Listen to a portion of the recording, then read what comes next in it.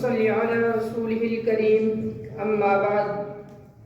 أعوذ بالله من الشيطان الرجيم بسم الله الرحمن الرحيم سبحان الذي أسرى بعبده ليلا من المسجد الحرام إلى المسجد الأقصى صدق الله العظيم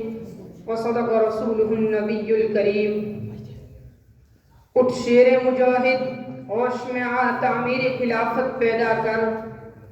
اٹھ شیر مجاہد ہوش میں آ تعمیر خلافت پیدا کر کیوں فرقے فرقے ہوتا ہے اب ایک جماعت پیدا کر تو بھی ترقی دنیا میں اسباب تجارت پیدا کر تو بھی ترقی دنیا میں اسباب تجارت پیدا کر قارون کی دولت ٹھکرا دے عثمان کی دولت پیدا کر اسلام کا دم تو بھرتا ہے کفار سے پھر کیوں ڈرتا ہے یا تو اسلام کا نام نہ لے یا شوق شہادت پیدا کر حضرات اساتذہ اکرام مہمانان اعظام اور میرے عزیز ساتھیوں میں کہاں سے لاؤں وہ لوگ جو فلسطین پر کیے جانے والے ظلم و ستم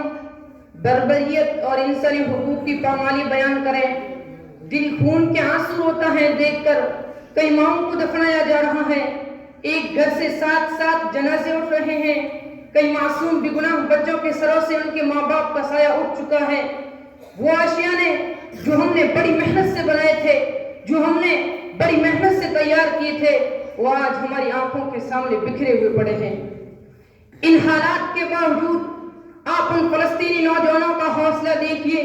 کہ دل خراش ماحول میں بھی اللہ رب العزت کا شکرانہ ادا کرتے ہوئے نظر آتے ہیں یہ تمام حالات دیکھنے کے بعد میرے دماغ میں ایک سوال اٹھتا ہے کہ کہاں ہے اسلامی حقوق کے علم بردار کہاں ہے عرب ممالک کے حکمران کہاں سو رہے ہیں اسلامی زعما جنہیں معصوم بچوں کی درسگاہوں پر کیے جانے والے حملے دکھائی نہیں دیتے جنہیں اسکول اسپتال اور مساجد پر کیے جانے والے حملے دکھائی نہیں دیتے جنہیں معصوم بچوں کی آہ فغاں اور بوڑھی ماؤں کی دعائیں سنائی نہیں دیتی مسجد یہ اسپتال یہ حملے کے بعد وہ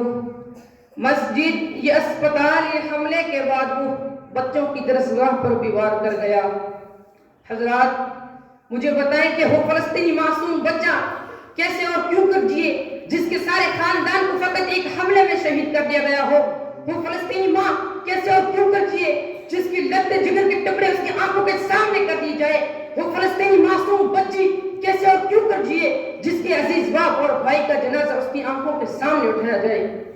وہ ماں اور باپ کیوں کر جیے جس کے مساجد اسکول اسپتال سمیت ساری چیزیں ریزہ ریزہ کر دی گئی ہو کہتے ہیں کہ کاغذ کی بناتا تھا کشتیاں کہتے ہیں کہ کاغذ کی بناتا تھا کشتیاں ہاتھوں سے اپنے پار لگاتا تھا کشتیاں سامعین میں آپ کے سامنے کس کس دکھ کا تذکرہ کروں جو ان یہودی کم بختوں نے جو ان کافر ظالموں نے ہمارے معصوم بے گناہ بچوں پر ڈھایا جہاں سب کچھ بکھرا ہوا پڑا ہے ارے معصوم بچے یہ لکھتے ہوئے چلے جاتے ہیں کہ کہاں ہے وہ لوگ کہاں ہے وہ غازی جن کا سبق ہمیں کتابوں میں پڑھایا جاتا تھا کہاں ہے وہ فاتح کیا آج کے بعد اسلام میں کوئی محمد بن قاسم آنے والا نہیں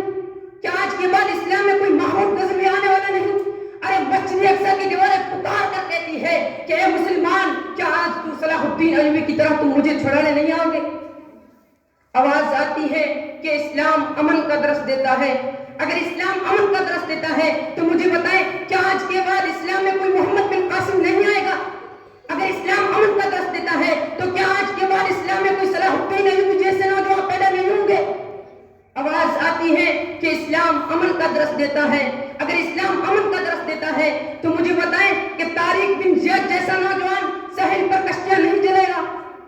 مسلمانوں بہت سوئے ہوئے ہو تم اب ہوش میں آنے کا وقت آیا بدل جاؤ وقت کے ساتھ وقت بدلنا سیکھ جاؤ بدل جاؤ وقت کے ساتھ وقت بدلنا سیکھ جاؤ مجبوریوں کو مت کوسو ہر حال میں چلنا سیکھو وآخر دعوانا الحمدللہ رب العالمین